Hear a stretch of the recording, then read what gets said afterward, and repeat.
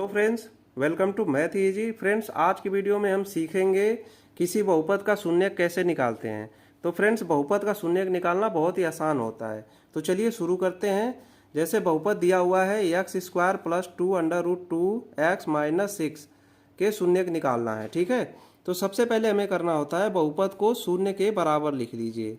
तो P x बहुपद है, इसको शून्य के बराबर लिखेंगे।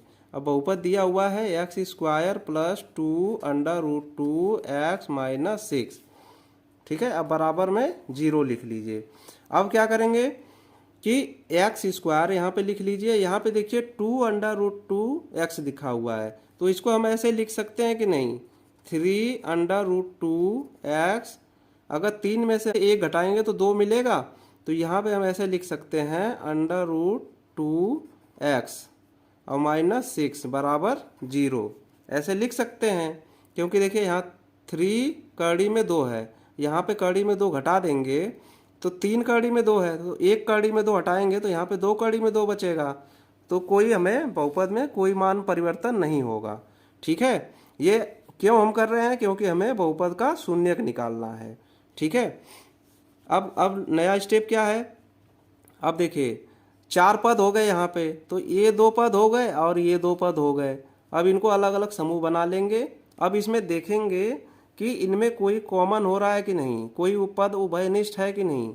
तो यहाँ पे देखिए एक्स स्क्वायर है, यहाँ पे एक्स है और यहाँ पे अंक कोई नहीं है। ठीक है, तो यहाँ से हम एक्स को कॉमन करेंगे तो बचेगा एक्स प्लस 3√2। ठीक है, ये बचेगा और इसको ब्रैकेट क्लोज कर लीजिए, फिर माइनस। अब देखिए यहाँ पे हम क्या कॉमन कर सकते हैं, कड़ी में 2 है और यहाँ पे 6 है, तो 6 को हम अगर कड़ी के फॉर्म में लिखना चाहें, इसको गुणनखंड करके, तो ऐसे लिख सकते हैं कि नहीं, 6 को बराबर 3 गुणे 2 लिख सकते हैं। और 3 को हम क्या लिख सकते हैं, 3 को 3 रहने दीजिए, कड़ी में 2 को हम कड़ी में ऐसे लिख सकते हैं कि नहीं, 2 बार लिख सकते हैं कि नहीं। कड़ी में 2 गुणे कड़ी में 2 का मान क्या होता है, 2 होता है।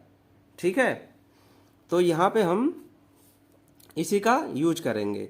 तो यहाँ से अगर हम कड़ी में 2 को कॉमन करते हैं तो यहाँ बचेगा x और माइनस, अब यहाँ पे हो जाएगा प्लस चिन्ह। ठीक है, क्योंकि अंदर माइनस है, माइनस बाहर कॉमन लेंगे तो यहाँ पे प्लस चिन्ह बचेगा। अब 6 के जगह पे क्या बचेगा, क्योंकि 6 में से हम कड़ी में 2 कॉमन ले रहे हैं। अब देखिए अगर यहाँ से हम कड़ी में 2 कॉमन ले रहे हैं, यहाँ से एक कड़ी में 2 कॉमन लेंगे तो बचेगा 3 कड़ी में 2। ठीक है, तो यहाँ पे हम लिख लेंगे 3 कड़ी में 2 अब बराबर में 0 कर लेंगे।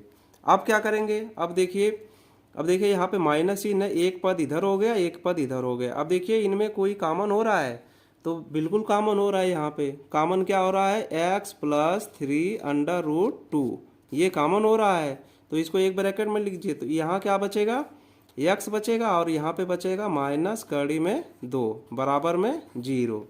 अब देखिए ये दोनों गुणनखंड में हैं। ठीक है, दोनों ये फैक्टर हो गए इसके, इस बहुपद के। अब एक साथ 0 के बराबर हैं, तो इसका मतलब क्या है कि ये अलग अलग भी 0 के बराबर होंगे। तो चलिए x प्लस 3√2 बराबर 0 लिख लीजिए। अब यहाँ से अगर हम सॉल्व करते हैं तो x की वैल्यू क्या मिलेगी, माइनस यहाँ पे 3√2, यानी कि एक शून्यक मिल गया -3√2। और दूसरा क्या मिलेगा, तो x माइनस √2 बराबर 0 करेंगे तो यहाँ से हो जाएगा x बराबर √2। तो यही दो हमें बहुपद के शून्यक मिल जाएंगे, यही हमारा आंसर हो जाएगा। तो चलिए एक क्वेश्चन और भी सीखते हैं। दूसरा क्वेश्चन है 6x स्क्वायर -3 -7x के शून्यक ज्ञात करना है।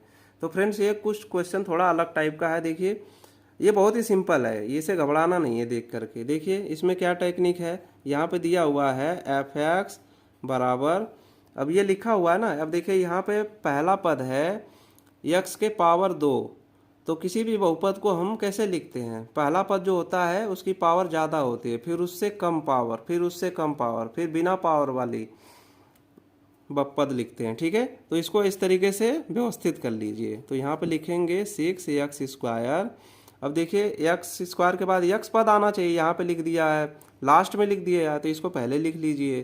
तो 7x और -3। अब शून्यक निकालने के लिए क्या करना होता है कि एफ एक्स जो बहुपद है उसको 0 के बराबर लिख लीजिए।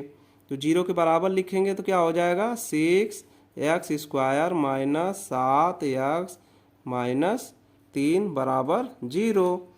अब क्या करना होता है, अब देखिए यहाँ पे जो गुणांक दिया है एक्स स्क्वायर का 6 दिया हुआ है और ये अंक क्या है 3 है, तो 6 और 3 का गुणा करेंगे तो क्या होगा 18 होगा।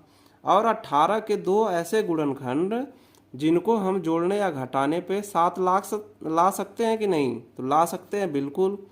तो अगर 6 3 18 है और 9 दूनी 18 होता है, 9 में से अगर हम 2 घटाएंगे तो यहाँ पे 7 बचेगा। ठीक है, तो इसको चलिए उसी तरीके से व्यवस्थित करते हैं।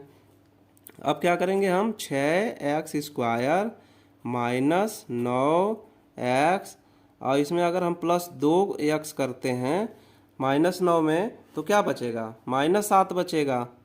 ठीक है, यही चीज़ हमने आपको बताया अभी कि 6 3 18 और 9 दूनी 18 भी होता है। ठीक है, और 9 में से 2 घटाएंगे तो 7 भी बचेगा। अब देखिए, अब दो पद का समूह बना लीजिए। ठीक है, अब इसमें कॉमन करिए, क्या कॉमन हो सकता है। तो यहाँ देखिए 6 है और x है, यहाँ भी देखिए x है और यहाँ पर 9 है। तो 6 का गुणांक में क्या होता है, 6 का फैक्टर 2 गुणे 3 और 9 का 3 गुणे 3, यानी कि 3 यहाँ से कॉमन हो सकता है।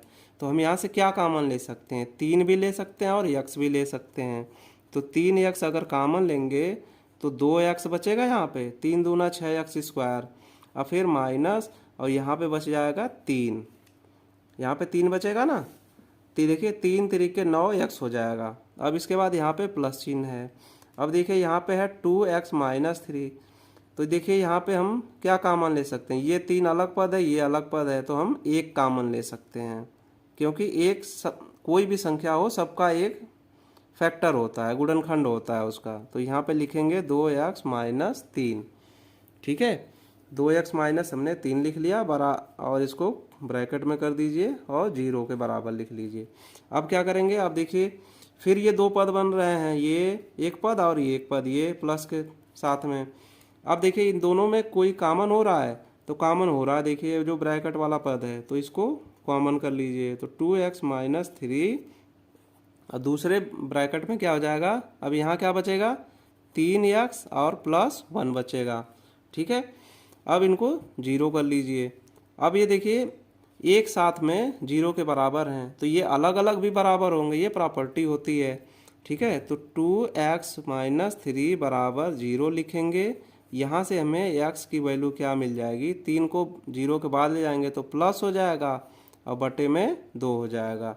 तो एक बहुपद मिल जाएगा 3/2। और दूसरा क्या मिल जाएगा, दूसरा देखिए ये पद क्या दिया हुआ है, यहाँ पे ऐसे कर लीजिए 3x + 1 बराबर 0, 3x बराबर 0।